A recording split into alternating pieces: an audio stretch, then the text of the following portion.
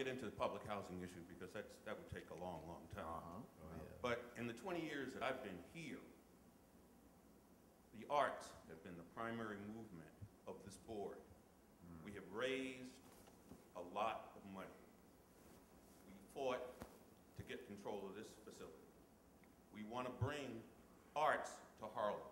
Now, the political stuff, you guys can go on and on, but you cannot operate arts facilities without the support of your community, without the support of government.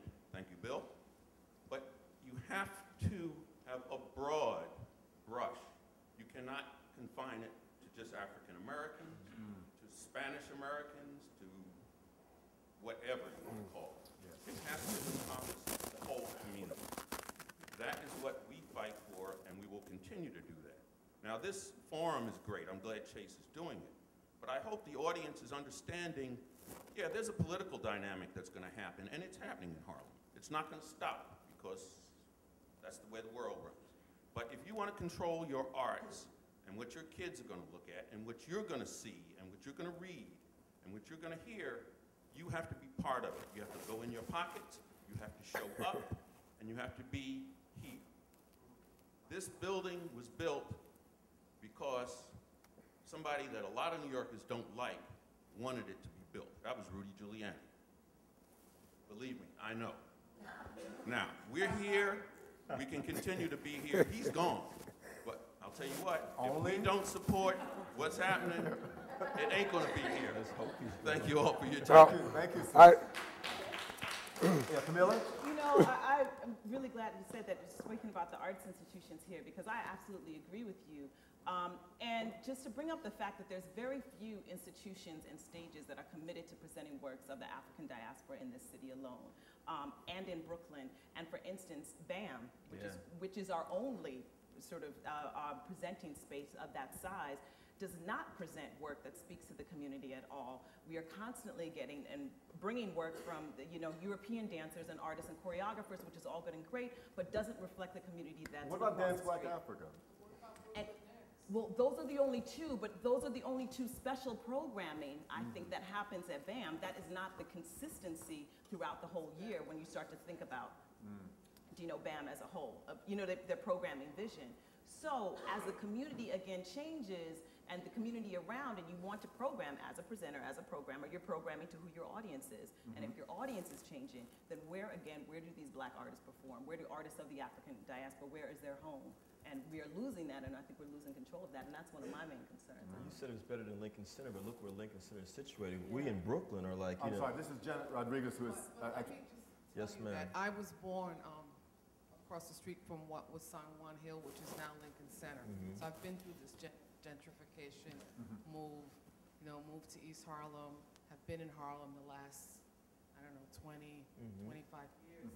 And I own a business in Harlem, and I work for J.P. Morgan. What Chase, business? Straight out of Harlem. Just make sure That's the people name know. of the shop. It's on St. Nicholas and 145th. And there's a couple of things I wanted to say. One, what distinguishes Harlem is that because it's a small neighborhood, in comparison to other neighborhoods of color, it has more institutions, arts institutions than any other place. And secondly, it's the only neighborhood that is considered a cultural zone that is still considered, quote, a poor neighborhood, because we still have more projects than anyone else. So we're always going to have poor people. Now that may change, but the huge responsibility that cultural institutions have is those poor people, and you get to them through their schools and through their community centers, because that's how I was introduced to culture as a kid, through the programs they had in the projects, after school, the schools, the schools, what I'm saying is that the schools are your neighbors. The schools are your neighbors, after school programs are your neighbors, and those kids need to own your institutions. They need to say that Museo del Barrio or Studio Museum or Harlem Stage is my institution. And that's a huge responsibility, but that's what distinguishes Harlem. It's their cultural institutions. We have more cultural institutions than any other neighborhood. And once you lose that, then we're talking about a steamroller. Kamilah, I'm going to a few years ago, some years ago, I was in France doing Last Supper at Uncle Tom's Cabin. And the French, as you know, can be self-congratulatory. I'm married to one, so I know what I'm talking about. But the fact is, they would say, you know, we want to bring African-American culture to France. And I said, you know, I think African-American taste is pop taste. Now, you know what I'm getting at, because you are the hip-hop theater person here. Are the people really hungry for the things that happen here? Are the people really hungry for what they're getting from corporate America and the big-time media? I mean, I'm glad you made that distinction, because those are two separate different things. You know what I mean?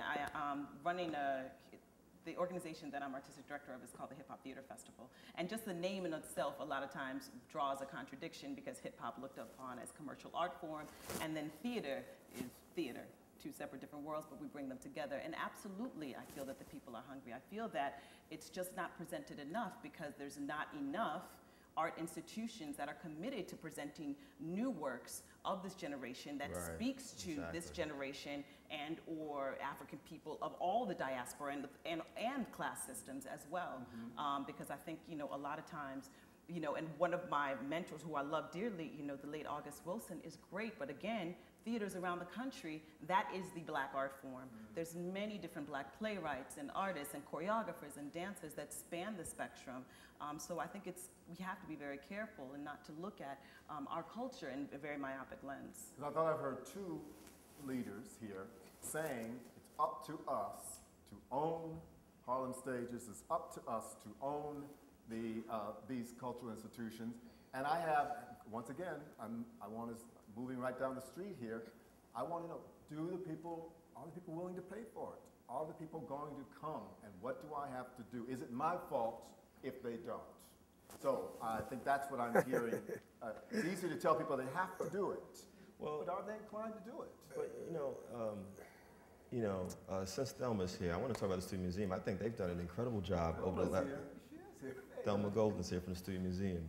I think you all have done an incredible job of reaching out to young people over the last couple of years. I know several folks of our generation who've been working at the museum, DJ Reborn, various folks, the brother who's working with you now, Russell Walton is his name, just reached out to me and said, look, we want to bring young people here, especially young males, for photography, apprenticeship. That's the kind of stuff you have to do.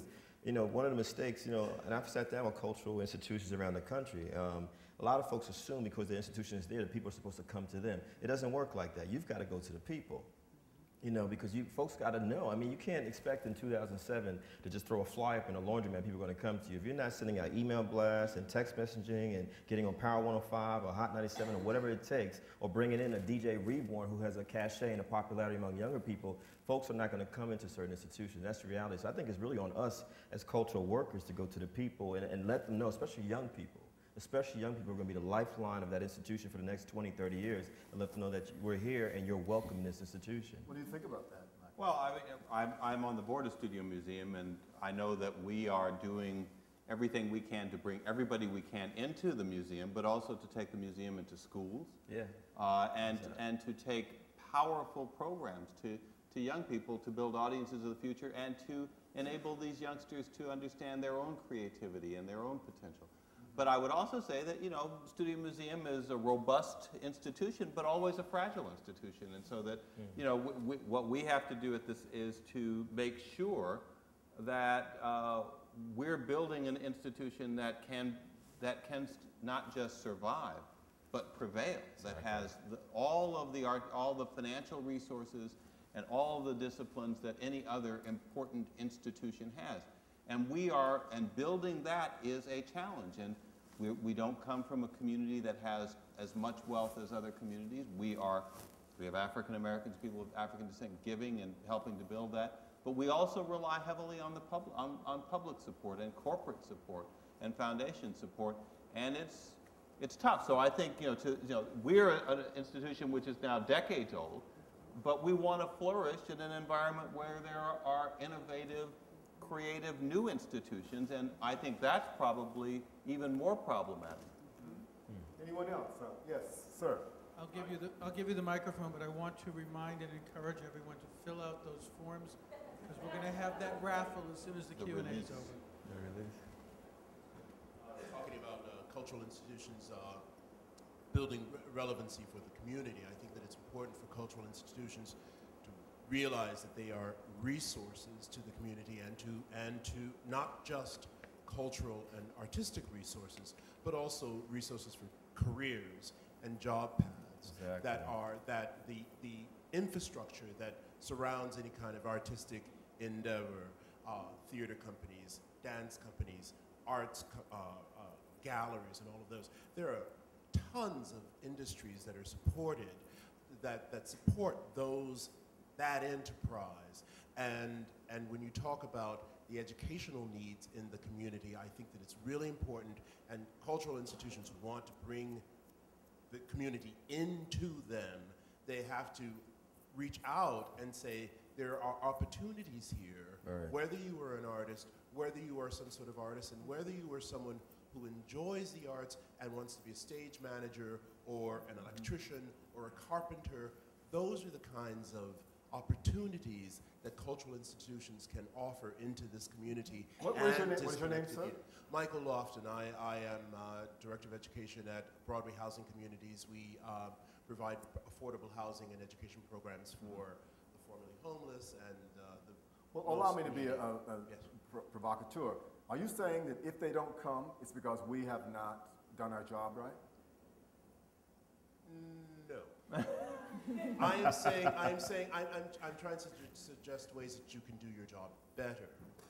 And so that a cultural institution can offer many more comprehensive services and resources to a community beyond the offerings of art, which are very important in and of themselves. Are you saying in a community like Harlem, it's not, because artists are famously self-involved, I know.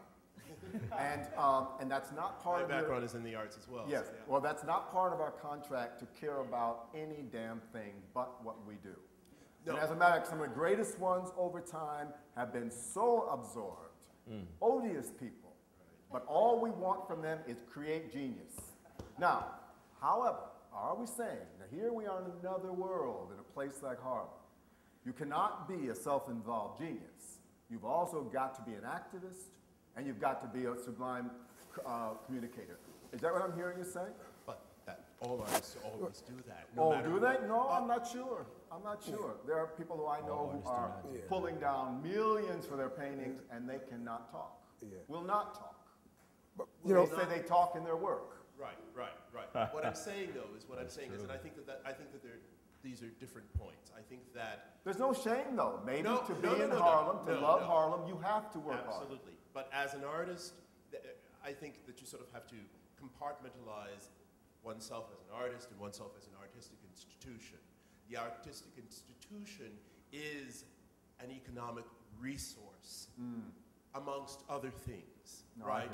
There are jobs that happen in this place. That people get employed here, and so any artistic institution, a cultural institution, I think has a responsibility where it is being placed. Well, I think we'll leave it right there because I thank you very much. There's some few people. Yes, sir. Thanks. Yeah, thank you. Who are you, sir? Good evening. My name is Coach Arday. I work as I like his term because it's been identified often, cultural worker, an audience development consultant. But one part, I came late, so I don't know if this part was mentioned in earlier discourse, and that's this.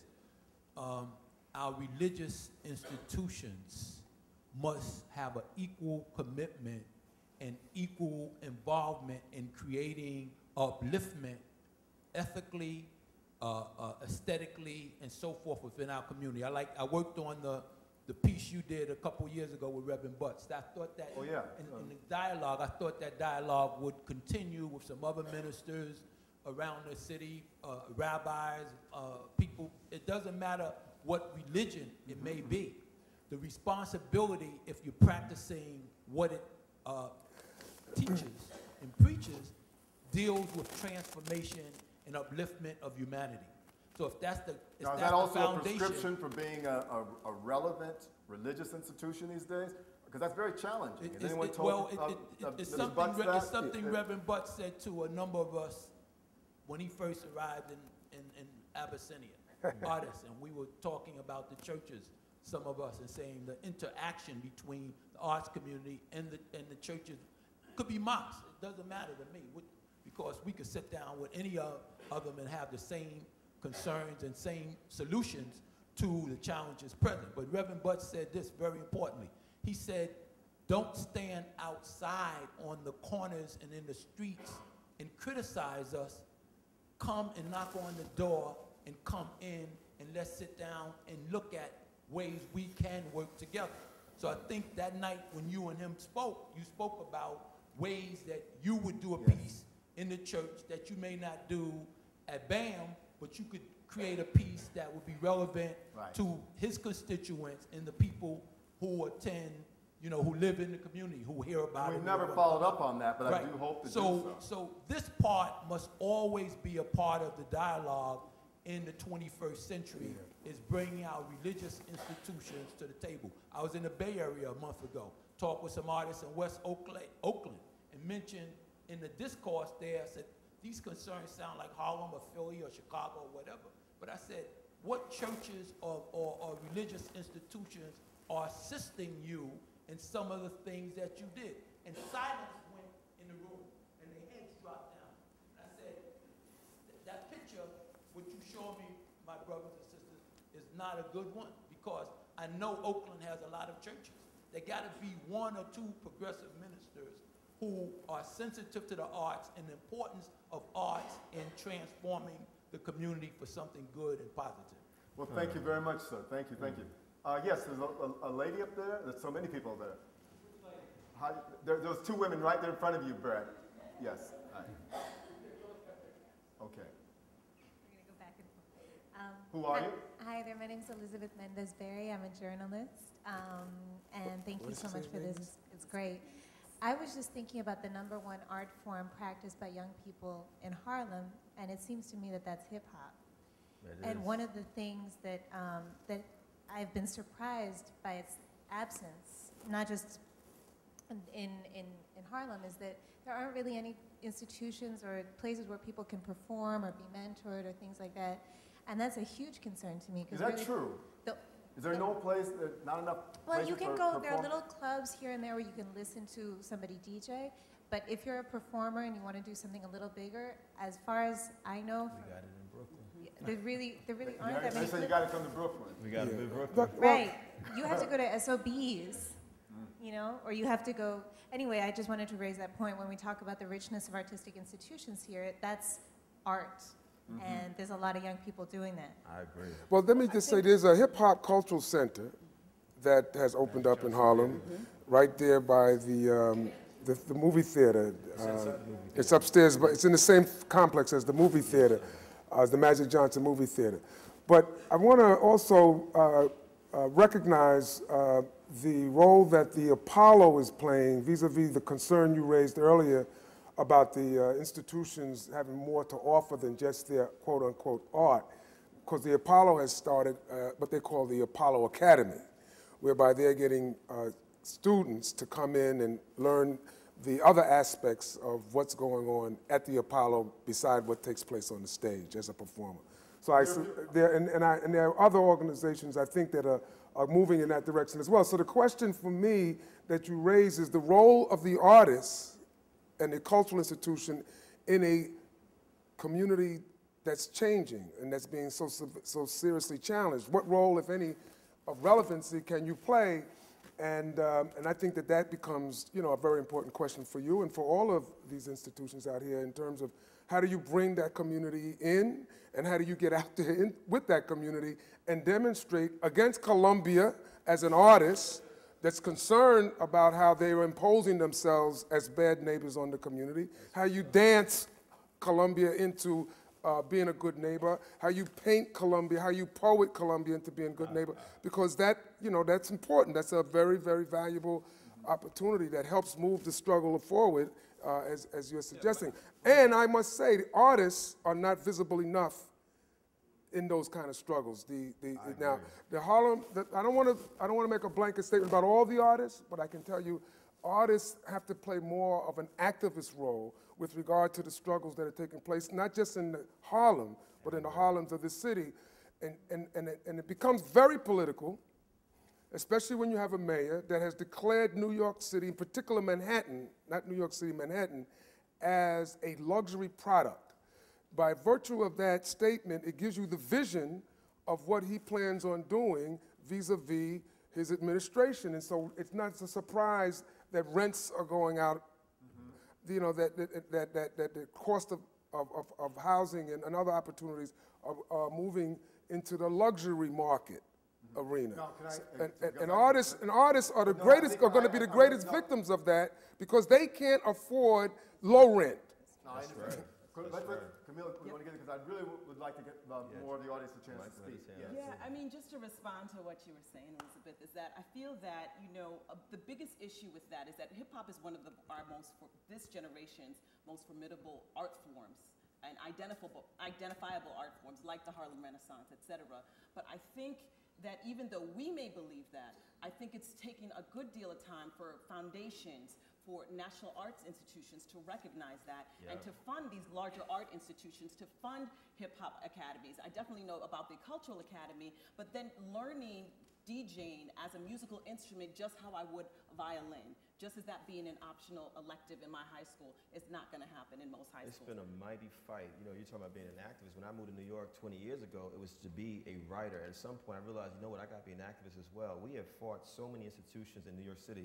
I'm not going to name them. Some of them are in Harlem, some of them are in Brooklyn, who did not want to open their doors to hip-hop. I'm a hip-hop head my entire life. I live and die for hip-hop, you know what I'm saying? But it's like, it's a struggle. But part of the problem, too, is that we do need more folks who are talking on the sidelines to get out here and join us. It can't just be April Silver, Kevin Powell, Kamilah, Forbes, Danny Hawk, the same hip-hop heads over and over again. On one hand are artists, on the other hand, we got to be cultural curators and activists at the same time and try to build institutions. It's a tremendous amount of work, you know.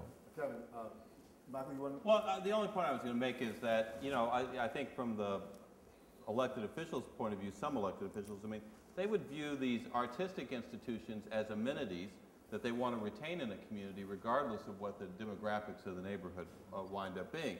And so that you could wind up at the end of the day with these sort of institutions in splendid isolation from the communities that they originally emerged out of. And you see that in other cities around. You go to Washington and the old Lincoln Theater. I mean, that's in a neighborhood today, which, you know, a decade ago was entirely African American and today is not entirely African American. But I think the cautionary note for the institutions is they do lose their audience. They lose what created them. You're going to see that happening in New Orleans after Katrina. You're going to see institutions placed there that will be where the jazz is performed, but the neighborhoods where the jazz was created, they don't exist anymore. Exactly. Yes, there was a lady, the gentleman right there. Oh, she has it already. Go for it. Yes, good evening and thank you all. I'm Kanae, I'm a performance artist. So from what I've been hearing with the discussion, it seems like art is up here on Maslow's hierarchy, but home seems to be dragging us down. Home meaning housing is too expensive, home meaning there's no institutions for artists to develop, create, and also perform. So, and then I also heard you mention, Mr. Perkins, that us as artists, we need to become activists. So what would that sound like, look like, and feel like? And how can we as artists help to shape policy? Well, let's not put that on Senator Perkins right now, because you're asking the question. I think let's leave that in the air as a rhetorical question right now, because I think that's going to take a lot of time, and I'm not sure if they should put that on the senator, because he's not an artist, right? Are there any artists who would like to address this question of what should it look like, or what does it look like for you? Yes, ma'am? Hello, I'm Julianne. You want to take the microphone? I'm Julianne Jack. I'm the daughter of Hewlin Jack, the first African-American borough president of Manhattan. Wow. But as an art observer, what you're looking for is what happened in Stalinist Russia. What you're looking for is posters What you're looking for is artwork, performance art that looks at what's happening in the political strata, the home strata, the Columbia situation, which is an albatross around our necks, and puts it out as performance art. Now, if you've ever watched cartoons, and I mean back to Steamboat Willie, that was not a fun cartoon. That was actually political rhetoric. Most of your cartoons that you see that were old cartoons, antiques they don't play anymore, they actually were saying, look at Stalin, look at this one, look at that one, look what he's doing to his country. And this is what we need, is actual art that says, this is the situation. If you don't act like Bugs Bunny, you're going to end up like Roadrunner, running into a wall. Are you taking issue with agitprop? Are you taking issue with social realist art that carries its politics as propaganda? What are you saying? The art is saying on a non-combative basis and appealing to those who are cognizant of what the character means. This is what's going on. If you're not paying attention, this is what's going to happen. Stalin put people away for paintings. Toulouse-Lautrec did things that meant things to the Republic. No, I hear you. Anyone else? There's a young person here. Who is that? My gosh, you're like a child. This is Jasmine, how are you, honey? Bringing it back to Harlem. Native New Yorker from the Bronx, born and raised, lived in Harlem the past 6 years, been in and out of Spanish Harlem as well. When you speak of the artist, I think that environments, edifices for the creation of art funded by whomever are wonderful. The sad thing is when a community itself doesn't put so much into what the environment has, not just the building as a staple, which can also be seen as a form of church, okay? Separate from religion, a place where young people, people of the community of all ages can go and invest their time, their spirituality through whatever they choose to create. That's wonderful when it's in the neighborhood. When we speak of Harlem, I'm gonna tell you, I'm quite enervated because I'm a jazz musician. I've seen the hang in the last 5 years change, where things close at 4 o'clock, separate from Bloomberg or Giuliani who closed things down. The beat of the street, the energies of the people going and coming. You speak of the poor, middle class, it really doesn't matter. When you speak of a race, separate from the obvious, the whole thing of the Black American conglomerate, this is in New York City, which is different from everywhere else in America. New York City is different from Brooklyn, even though it's just a train ride away. Harlem, the blacks, and I'm talking, yes, blacks in Harlem, in Black Harlem, and you have Spanish Harlem. I'm not even touching Columbia on the other side, because to me, that's like almost a different world. To me, as a jazz musician, when I live on Lenox Avenue on 116th Street. 2 avenues over, you have Mittens Playhouse, which just reopened. You got St. Nick's Pub on 140s. 10 blocks up, you have Lenox Lounge. The jam session, the history of the jam session, the great Ralph Ellison, what he spoke of.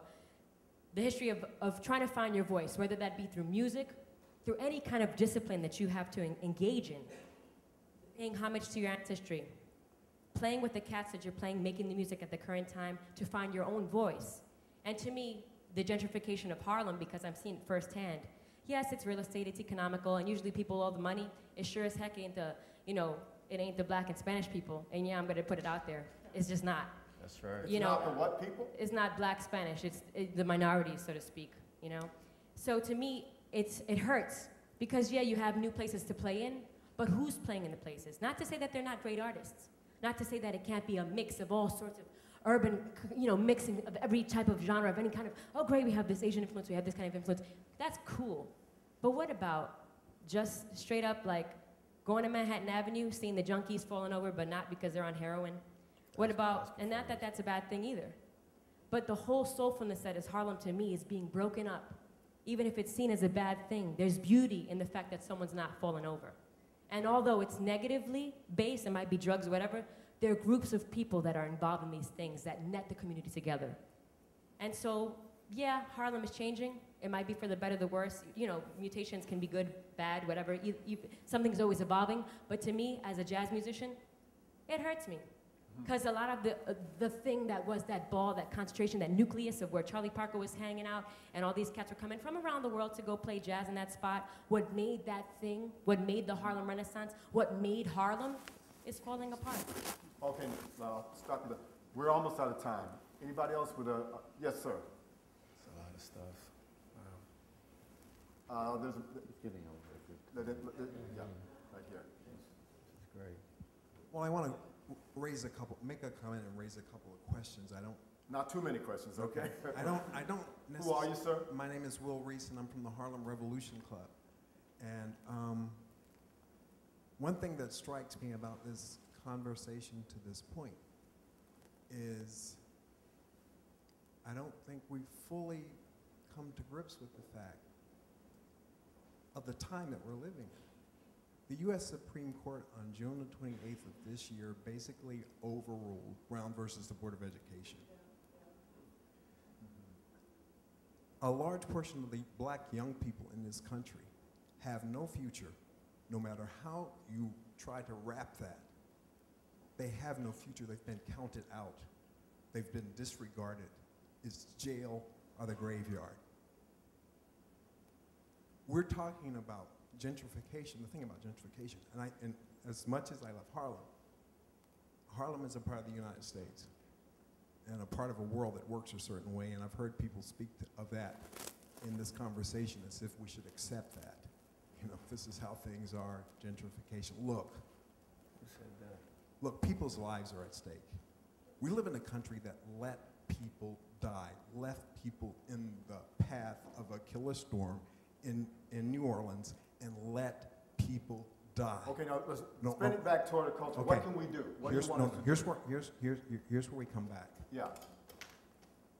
That if we're not talking about art in the context of these of this gathering storm and of this extremely polarized situation, if we're not talking about art and everything else in that context and what it's going to take for people to not just survive that, but to actually come out the other side of that with possibly something better. If we're not talking about that, then I think possibly we are deluding ourselves a little bit. I think we need a revolution. Sounds good. Nice work if you can get it, as they say. Yeah. There's a gentleman there who had it just before. Right. My name is Eric Tate. I'm a documentarian and amateur historian. And I know it's a lot about art, but you started on different definitions of culture. And Harlem is more than just its art institutions.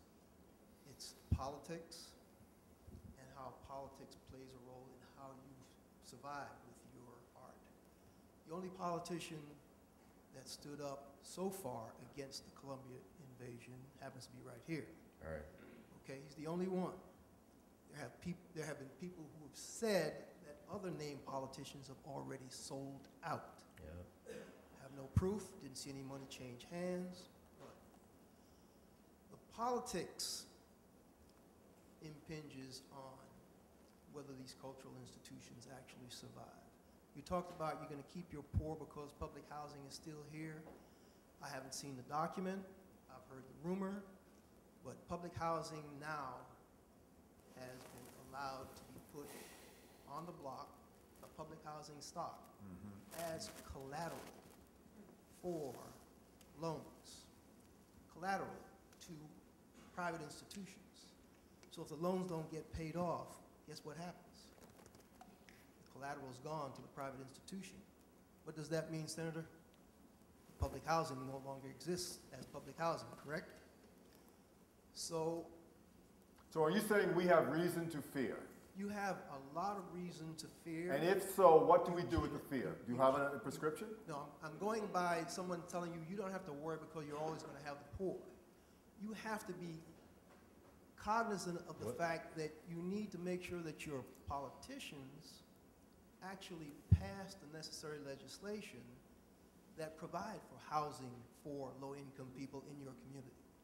You're 38,000 low-income units short in just one congressional district. This is federal mandate. 38,000 units short in Harlem. So if you don't provide for them, that community's gone. So the people you are trying to reach will no longer be here for you to reach. That's all I'm saying. No, I hear you. Yes, yes. Yes, ma'am. Right here. Oh, I'm sorry. Someone was over here. Yes. Hi, Pat. Yeah. Hi, Bill. Just a couple of quick thoughts. One, I do believe that that it is the responsibility of institutions like ours, not necessarily the artists, to provide a forum in which artists can come and make significant work that raises questions about society, that are the artist questions and that frequently reflect the questions that people may have. I want to point you to a couple of strategies that we have. We don't have prescriptions, but we're trying everything we can do to make sure that that's happening. And we're working with artists who are very deliberately engaged in raising those questions. So if you look at the work of Sekou Sundiata, who just passed, and his engagement, it was an engagement that embraced who we are as Americans and how we interact with one another, and finally, how we can change and examine the society that we live in. So we're working with artists like that, and I would submit that the entire season that we've put forth, and many prior to that, are seasons in which artists, including yourself, Bill, have come here and asked those critical questions. Now, it's our job to make sure that people, one, know about that, and that they have access to it. So a couple of our strategies include significantly lowered admission fees for people who live in this community so that they can attend these events. Our strategies include having a community advisory committee that actually helped us to construct, and you were here, Bill, when we first did that too, to come and have a visioning session that say, what do you want out of this institution? And when you come in the daytime and it's not raining, you'll see a beautiful athletic field. It is the only one in the city in a primary school that is here for our community, and we work to make that happen. So serving as a catalyst in which you can serve the community and link them to artists who are making important and difficult work is critical. And I would submit that that's the responsibility of everyone, to spread the word on that and to make sure that people are using these facilities and attending these performances. The other thing I want to say has to do with culture. And it's like the difference between ghetto, which I remember being called when I was at the Studio Museum in Harlem, the art museum in the ghetto, as opposed to a cultural capital. I would say that while culture, the development of it is a two-way street, the reason Harlem became Harlem was because there were incredibly talented, mostly middle class, very highly educated artists who came here and attracted other artists. And some of them were business people. You look at Madam Walker and her salon. You look at James Weldon Johnson. You look at all of the artists who came here, Duke Ellington, Adam Clayton Powell. They were from essentially a middle class that had the ability to be educated and that could then engage others. And that's what was the attraction. That was the distinction between Harlem of the Renaissance and the many poor black communities that existed across this country. Okay, Pat, we are out of time, but could we do one thing? That's not true. James Baldwin was on we the have, phone. could we just finish up for a moment, please?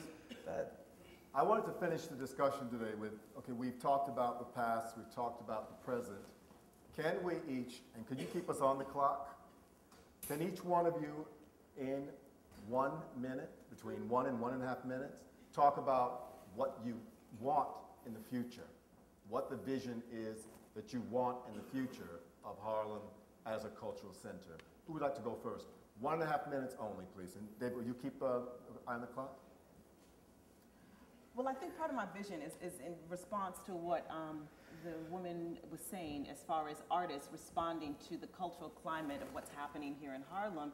And I feel as though, you know, that is happening, and that's part of the future. And you can step into any sort of poetry cafe in Harlem, and Harlem has a lot of them. Mocha Soul right up the street, you know, Hottest Poets does a really great, and the poets, the spoken word artists of today, the hip hop artists, the MCs are the ones who are commenting, who are raising the questions, who are pointing fingers, who are showing or putting accountability on the community around the changes. But I think we as artists also have to go a step further, because we do live in an apathetic society that does not get involved in politics as much as we should. And we as artists are also community members, and members of our community. So it's about attending your community board session. It's about raising your concerns in that sort of way, not just through your art, but also through your voice. And I think that's a responsibility. So I think once the responsibility is taken on individuals as community members, then hopefully change can happen. Who next? Well, I'll jump in. I work very closely with Studio Museum, and my dream for Studio Museum is a new home here in Harlem, a home that can accommodate the great art that Thelma and the curators attract great young artists who will continue to create there. Also an institution which is financially sound and can weather the storms. A beacon for the nation. I think of Studio Museum as not just a Harlem institution. I view it as the contemporary art center for African American, for people of African descent all over the country. But I also think it's got to be an institution which is equally bold about going back into the community and serving a new generation of young people and ensuring that they have an opportunity to learn what they have the potential to create in themselves. And so I see it as that two-way institution, and I think we're making steps in that direction, but I see how fragile that is even for an institution as revered and as well recognized as Studio Museum in Harlem. Gentlemen? Well, I've spent a lot of my career as an elected official in this community, first in the council, even before I got into the council, trying to fortify the art and cultural institutions in this community, because I understand how important they are in terms of the legacy of this community and the future of this community. And I guess I would just like to see a continuation of that kind of support with sort of more activism on the part of this extraordinary resource that we have as it relates to some of these struggles that are affecting the community. And I know that it's a challenge because very often these institutions rely on those who are on the other side. I wouldn't be surprised if Columbia sees you tomorrow and offers you an opportunity to perform or some other such seduction, because that's the way it happens. But that's what I'd like to see, more support for the arts and the cultural institutions in this community, and see more of their involvement in the struggles of this community. The gentleman used the term revolution, and I was thinking about that term because as an activist, I'm speaking as an activist and as an artist, I can't separate the two. They go hand in hand to me. And I was listening very closely to what Ms. Cruz was saying at the end. I agree that there were a number of middle-class black folks who helped to make the Harlem Renaissance happen. But the person that I most identify with out of Harlem was a poor black boy named James Baldwin, who really spoke to the conditions of regular people in Harlem. And the biggest difference to me between today and that period that we're romanticizing here a lot, the Harlem Renaissance, is that a lot of us who are middle-class folks don't have a connection to the very working people he's talking about, the poor black and Latino folks of this community. And I just want to stress that because that's the huge problem we have in Brooklyn. I see it here. There's a huge disconnect. And I think there's a disconnect in the sense that as we're talking about hip-hop, Elizabeth Mendez is right. I remember seeing a play at the Apollo Theater a couple of years ago, and I love Brother George C. Wolfe. He knows I have a lot of love for him. It was about the history of Harlem, but when it got to the 1970s, there was no mention of hip-hop whatsoever, and I submit that part of the reason that is because hip-hop was created by poor people. That's the bottom line. And so one of the things I want to say to folks, let's continue to have these kind of conversations because I think they're tremendously important, but let's always, no matter what you are, an artist, a professional, whatever you are, let's not forget, in my humble opinion, that it's the people at the bottom that make the Harlems of the world go. I don't care if it's a black community or working class white community, it's always the working class people. Let's not forget those folks because he's right. You know, we're talking about a community of people who are working class becoming extinct. There was a quick thing called Katrina in New Orleans, but there's slow forms of Katrina happening in Harlem and Brooklyn, all over urban America. Let's not forget that. And let me put my 2 cents in here. I couldn't disagree. I lived a life trying to be an engaged artist, but people ask me, what should an artist do? And if you've heard me say this, please shut your ears. An artist does not have to do a goddamn thing. As a matter of fact, an artist should be the freest person in the society. Sometimes running literally naked through the streets, giving the Bronx cheer to every dogma, received notion, or expectation placed on them. Boom. That's how I think about artists. Art is dangerous. Art should be dangerous. Now, artists are people. Men, women, poor, gay, straight, Spanish. They are people with a location. The person that artist is, what do they need to do? That's all I would say when we start wagging our finger what artists should do. What does the person, the artist is, need to do? Now, what does a community need to do? Well, to be continued. This has been a wonderful